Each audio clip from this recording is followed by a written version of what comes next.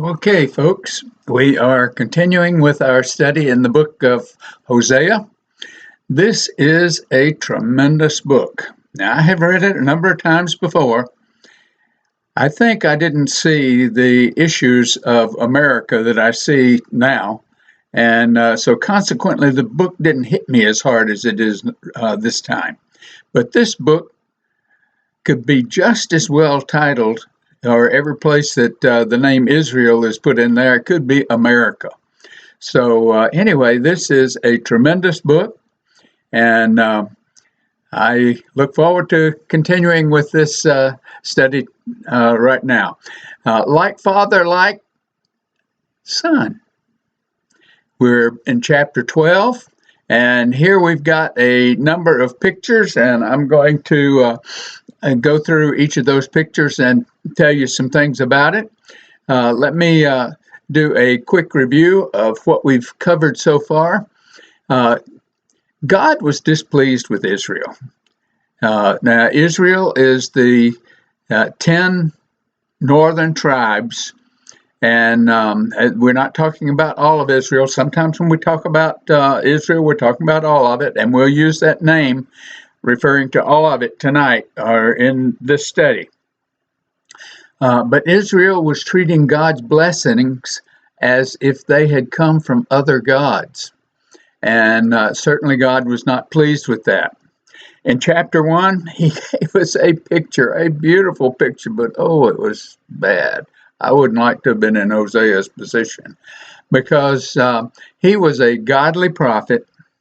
He married a woman who became an unfaithful wife. She carried his children, but then she had relations with other men. And this is a picture of God and Israel. It could be a picture of God and America. God has blessed America so, and we are not acknowledging him as we should be. But it's dealing with the relationship specifically between God and Israel.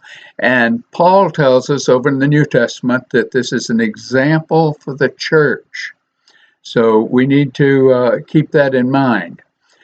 As we got into chapter 10, we talked about something that I don't think I was able to get across. But I want to remind you of Matthew 25 and the parable of the talents, where God, the master, gave his various servants various amounts of talent is money, but he gave him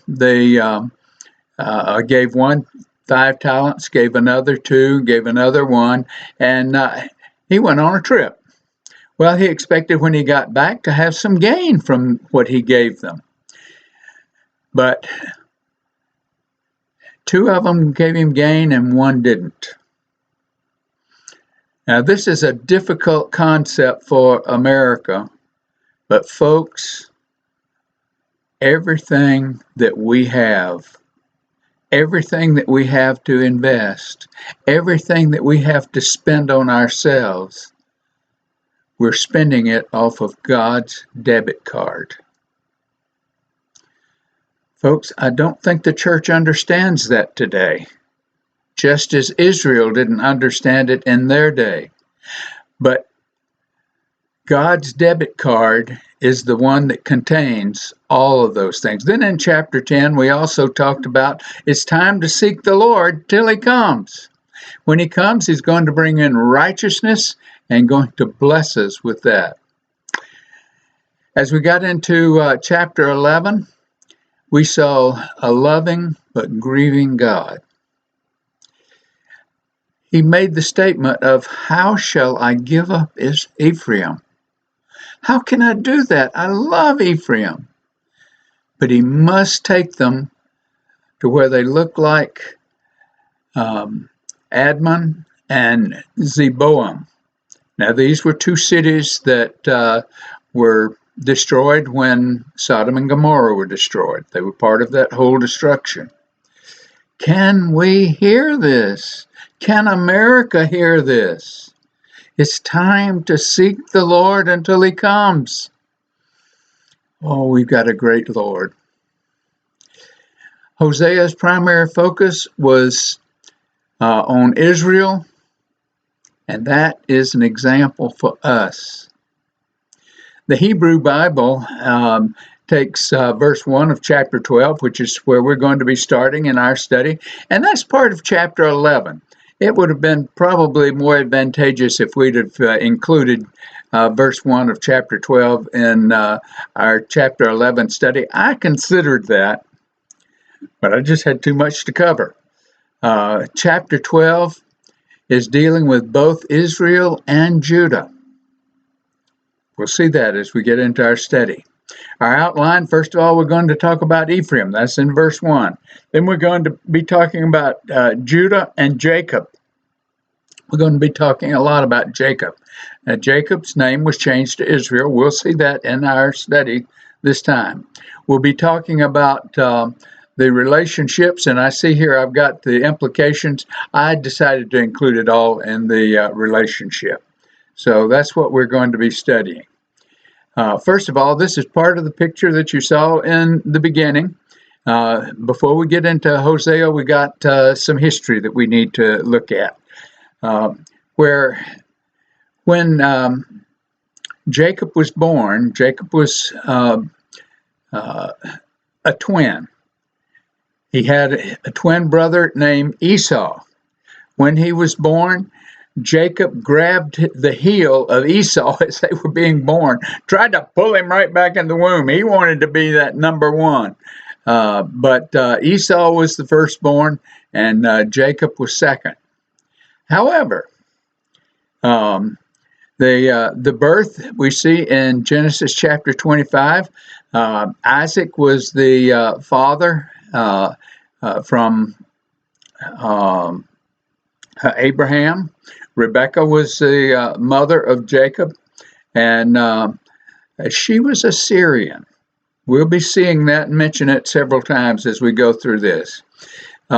She had a hard time conceiving, but when she conceived, she had twins, and those twins were fighting in her womb. And she says, God, what is this going on? Anyway, Isaac was 60 years old when Rebekah became pregnant. They'd been trying for 20 years. It took them that long for Rebekah to conceive. Anyway, God told Rebekah that there were going to be two kinds of people, and indeed, Esau and Jacob were very different from one another, and God told Rebekah that they were each going to have a nation, and that's exactly what they did. Anyway, Esau was born first with Jacob holding his heel. Esau was a hunter. That is, he hunted animals, and Jacob was a mama's boy. So, here we have a second event that we need to recognize. That was in that first picture. I hope it was where you could see it. But anyway, Esau came in from hunting, and he was so tired and so hungry that he felt faint, and he asked Jacob for some food. Jacob was cooking some pottage. Anyway, Jacob said, you sell me your birthright or you'll starve. Oh, what a nice brother this was. He's that way all the way.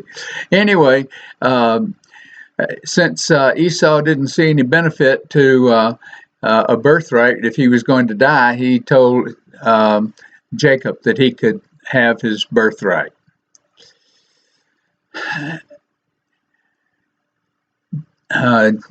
When Isaac was getting old, he called for Esau to go and get some meat. He was 100 years old. He called for Esau to go get some meat and fix him something to eat. He was roughly 100 years old, and he was blind. Anyway, Esau went out to hunt, and Mama Rebecca and Jacob schemed up a scheme where they went and killed 2 goats and prepared some meat for Isaac, and they put the goat skin on Jacob's arm because Esau was a hairy guy and Jacob was hairless. Anyway, they put that skin on there and they fooled Isaac into giving the blessing to Jacob. Now,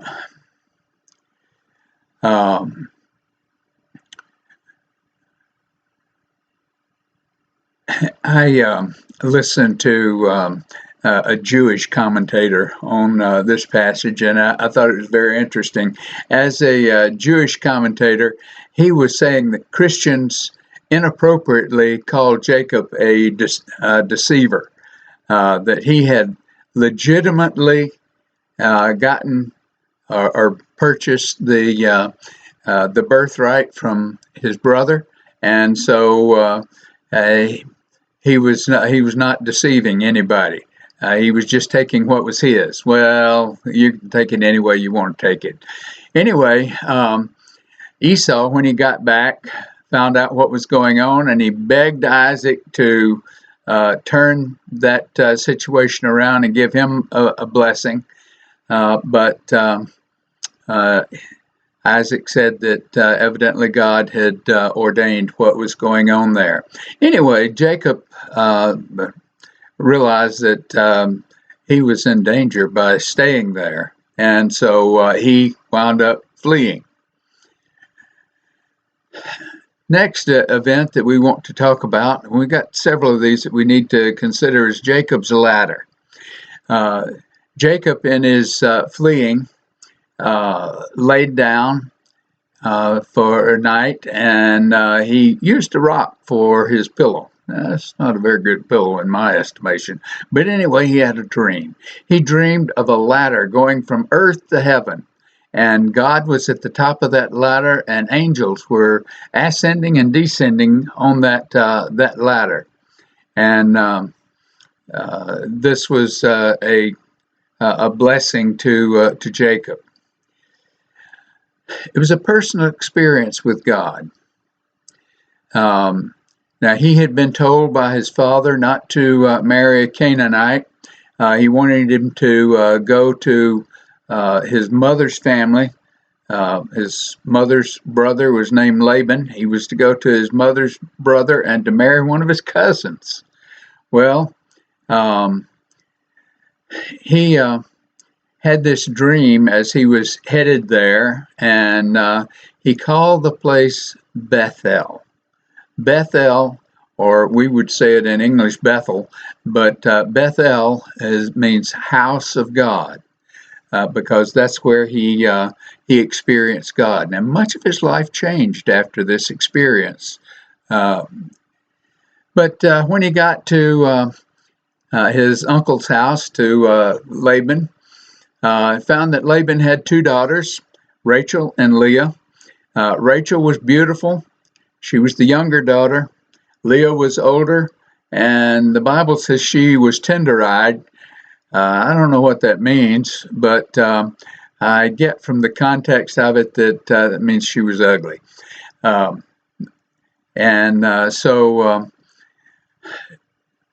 Jacob, excuse me if I mess up a name. I had a pastor that preached a whole sermon about Daniel, and he called him David all the way through it. So I think I'm in good company if I miss a name like that. But Rachel and Leah, and their father was Laban. Jacob went to work for Laban, and he asked him if he could work for marriage to Rachel. She was beautiful. He wanted to marry her. So Laban told him he would have to work 7 years for Rachel, to marry Rachel. So he worked those 7 years. Wedding day came, and old slick Laban switched on him. Jacob didn't know it until the next morning that he was sleeping with Leah.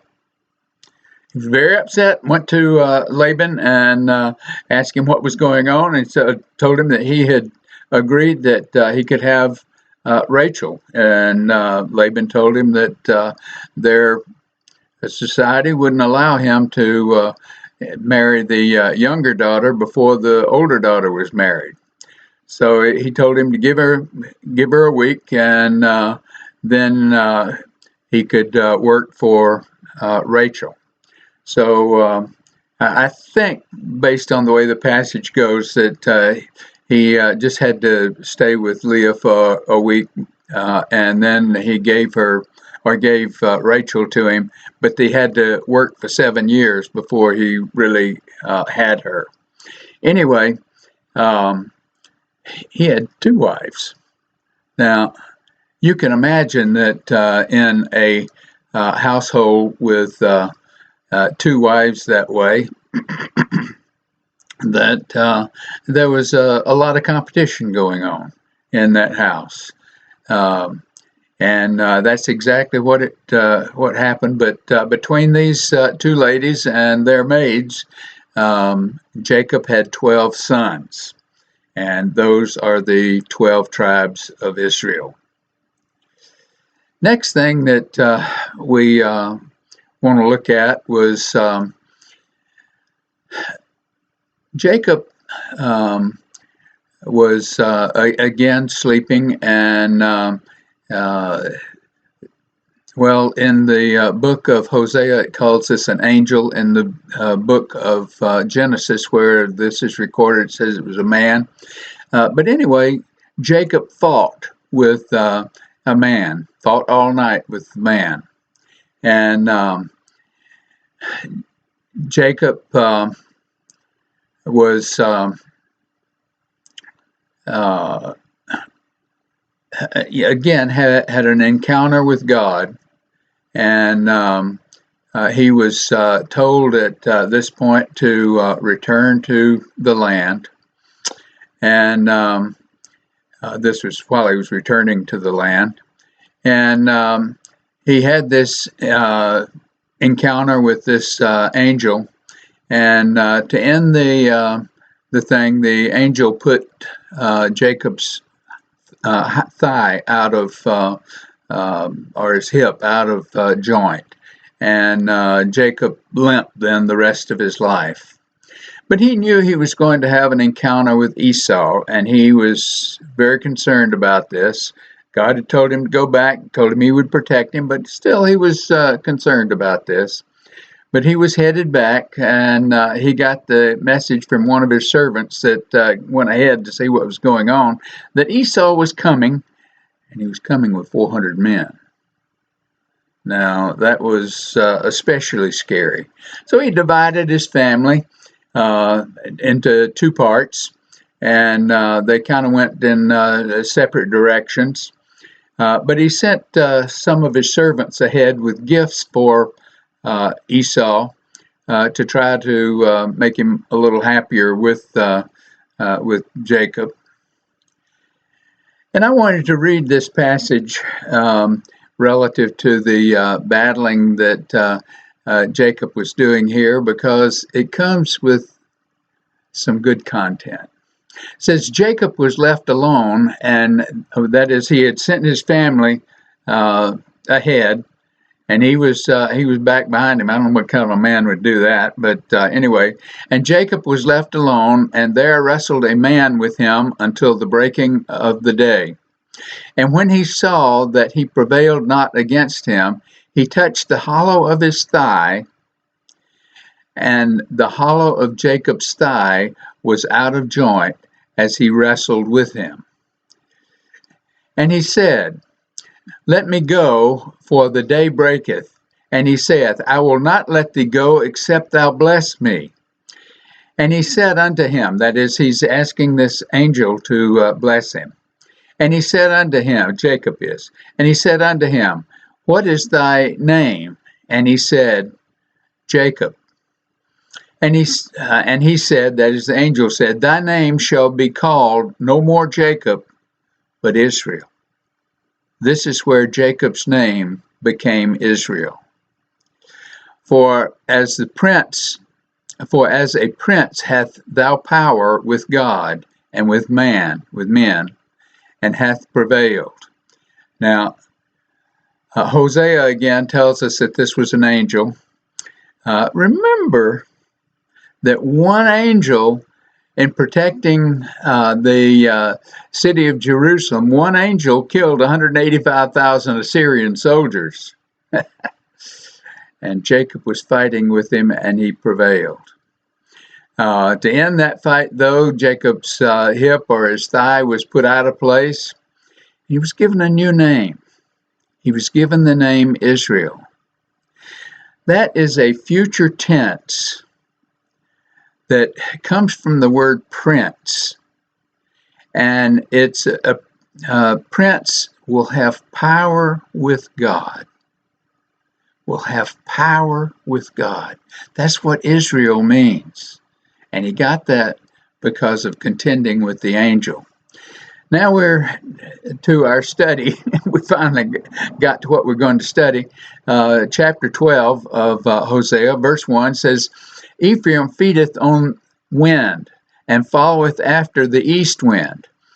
He daily increaseth lies and desolation, and they do make a covenant with the Assyrians, and all is carried into Egypt.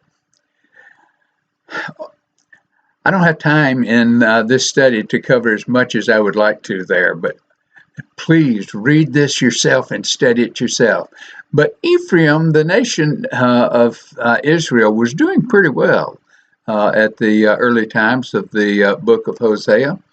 There were two roads that ran on each side of the nation Israel, and they were roads that went north from Egypt, and one of them went north up to into the European area, and the other one went north and could go over into the Asian area. Egypt, it says, was getting oil. Evidently, they were using that as their payment to Egypt. These guys were negotiating with both Egypt and Assyria. Egypt was getting oil and Assyria was getting gold and silver, but they never talked to God. Oh, man. America, are you listening? It's not our political system that's going to save us. I've been very disappointed in the way our political system is going. We need to be talking to the one that can do something about it. He's the one that sets up kings and takes down kings. Verse 2, the Lord hath a controversy with Judah. Now we've been talking about Israel. Judah is the southern two tribes. The Lord hath a controversy with Judah and will punish Jacob, whose name was changed to Israel, and will punish Jacob according to his ways. According to his doings will he recompense him. Judah is still, at the time of the writing of Hosea, still under the authority of God. They still have the kings under the line of David. They're still under the promises of Abraham and under the promises that went to Jacob. Verse 3. He took his brother by the heel. Now, the reason I went over those historic things to begin with is because we're going to see those things mentioned here. He took his brother by the heel, that is, Jacob took his brother Esau by the heel in the womb, and by his strength he hath power with God.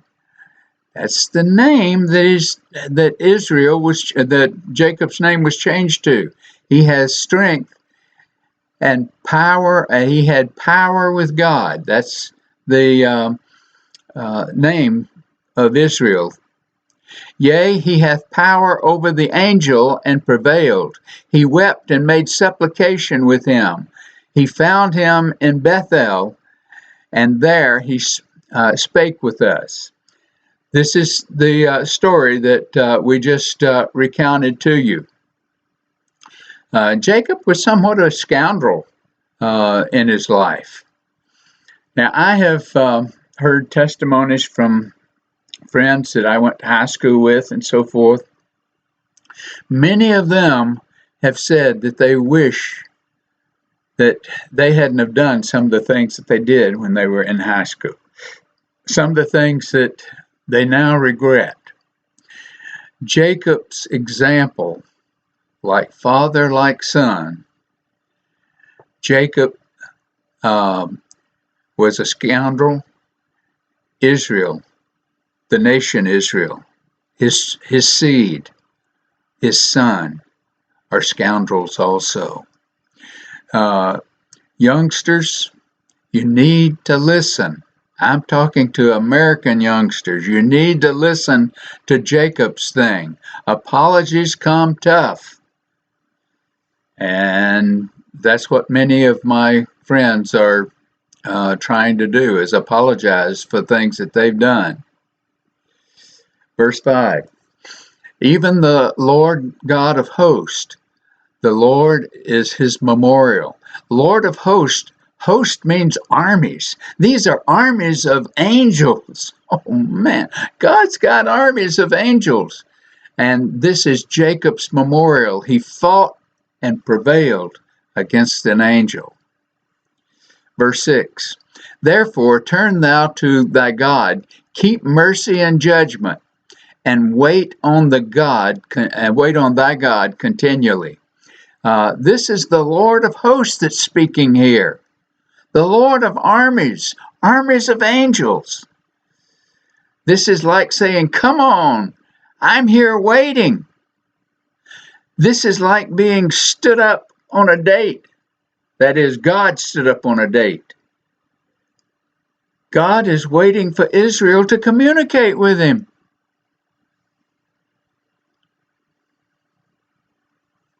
Verse 7. He is a merchant.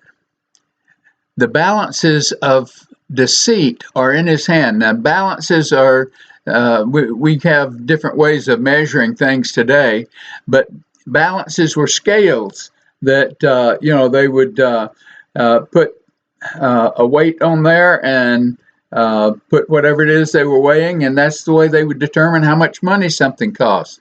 He is a merchant, and the balances of deceit are in his hands. He loveth to oppress.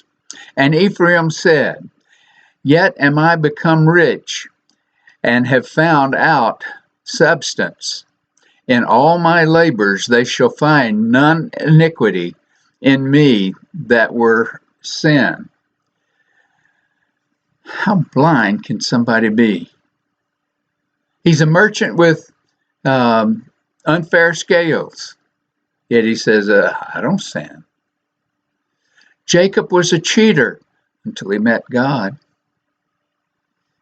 Folks, when we meet God, it ought to change our lives. Now his seed were cheaters, but they claimed to be rich. They thought they were really gaining things.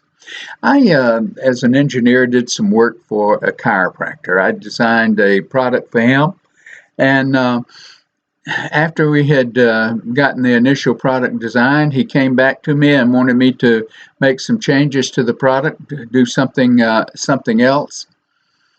But what he wanted me to do was to develop something that he could add some charges, some insurance charges to each of his customers. And what he was asking me to do was not right. And I refused to do it. Now, he was my major customer at the time. And I had to turn that money away because it was not right.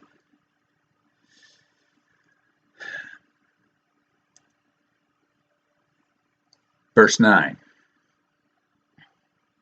And I that am the Lord thy God from the land of Egypt, will yet make thee to dwell in tabernacles as in the days of the solemn feast.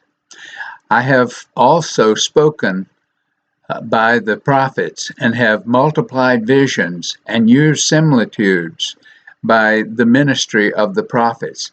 Now, this is a thing God is speaking to Ephraim here, to the 10 northern tribes.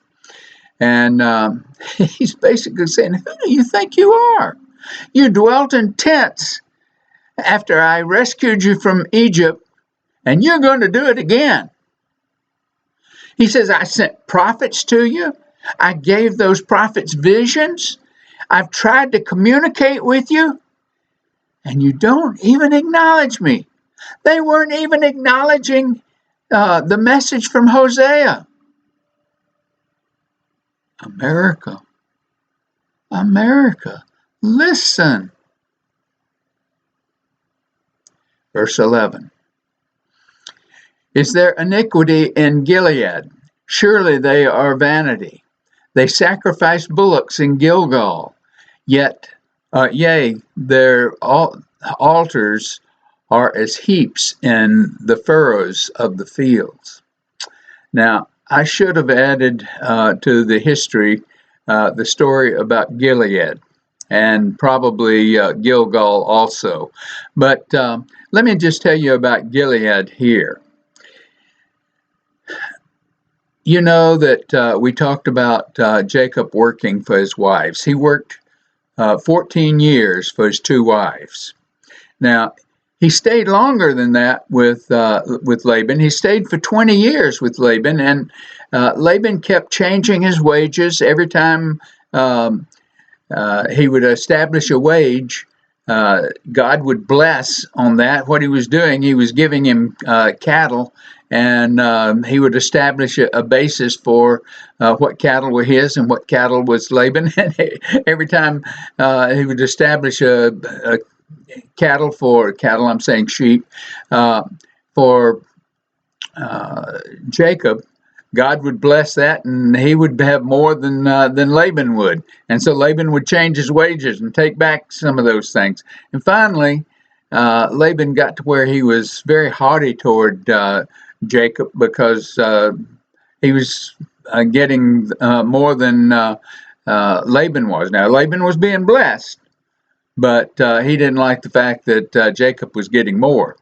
Anyway, Jacob finally decided, hey, we've got to go. And he got his wives and families, and they snuck out from Laban without telling him they were going.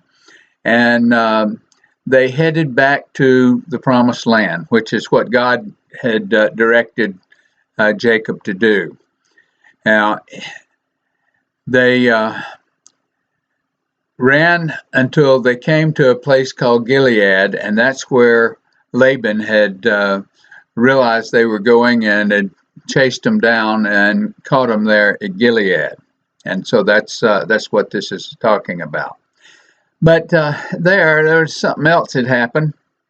Rachel had stolen Laban's idols, his images, and she was hiding those in her tent. Anyway, Jacob didn't know anything about this, and so when Laban came to Jacob, he told Laban that he could search all of the tents. They didn't take anything that didn't belong to him. They only took the wages that Laban had established for Jacob. And so Laban hunted, and he didn't find the images because Rachel was sitting on them. Anyway, that's he's saying, wasn't all of that vanity? Because they were hiding idols there. Well, Gilgal, we've talked about in our previous studies. Gilgal was the place where they, coming out of Egypt, actually entered the promised land, and they established standing stones that they had taken out of the the Jordan River, and they had placed these in a circle, and they worshiped there. But God told them in the book of Hosea that even there, the wickedness was already present with Israel. Even as they were entering the promised land, wickedness was already there. Anyway, we've got a number of things here that I've already told you about. Verse 11 says, "Is there iniquity?" This is again reading it. "Is there iniquity in Gilead?" Well, we saw the images that Rachel had stolen. "Surely they are vanity." Those images were probably valuable from a human viewpoint, but from God's viewpoint, it's just vanity. And they sacrificed at Gilgal, but they really didn't mean it. Gilead was vanity, Gilgal was vanity. Wickedness already existed there, and I ask the question to the church, is it vanity for you? Is it vanity for you? The church.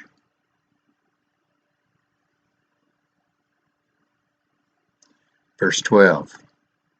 "And Jacob fled into the country of Syria, and Israel served for a wife, and for a wife he kept sheep."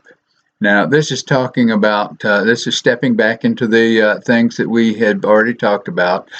Jacob fled. Jacob ran from Esau when, way back before he worked for Laban. Rebecca, Rachel, Leah, and Laban were all Syrians. And Jacob had fled to Laban, and now he was fleeing from Laban. Verse 13. "And by a prophet the Lord brought Israel out of Egypt, and by a prophet he was preserved." Moses was a prophet, and there were many other prophets following that. The Lord worked on that relationship. This was pictured as a relationship between a man and his wife, also pictures it as a relationship between a father and son. But God was working on that relationship. God was communicating. But Israel wasn't listening, and Israel didn't communicate back with God. They were not even seeing it as Hosea was describing this. They didn't see it as Jacob was being blessed while he was there with Laban. They didn't see it. Verse 14, "Ephraim provoked him to anger most bitterly. Therefore shall he leave his blood upon him, and his reproach shall his Lord return unto him." Ephraim and all Israel were not responding. They were not ascribing the blessings that God was giving them to God. They were ascribing it to other things, their own works, their own doings. America, America. It's time to return to the Lord. We covered a lot of history in this section because there were just little snippets of it all through this chapter. But does any of it ring a bell for America? Now is the time to return to God. That's what he said in that last verse. He's giving Israel a chance to repent and turn back to him. God's most precious offer to us. We read in John 3:16, "For God so loved the world that he gave his only begotten Son," called Jesus, that whosoever believeth in him should not perish but have everlasting life. Folks, you can have everlasting life right now. Do you see what God is doing? Do you see the blessings that he's poured on us? Folks, we're going to lose them, just like Israel did. It's time to turn to the Lord. If you know you're saved, you need to look like you're saved. It should not look like vanity. If you're not saved, you need to ask Jesus to come into your heart right now. He's given you the power to be a son of God just by believing. Thank you.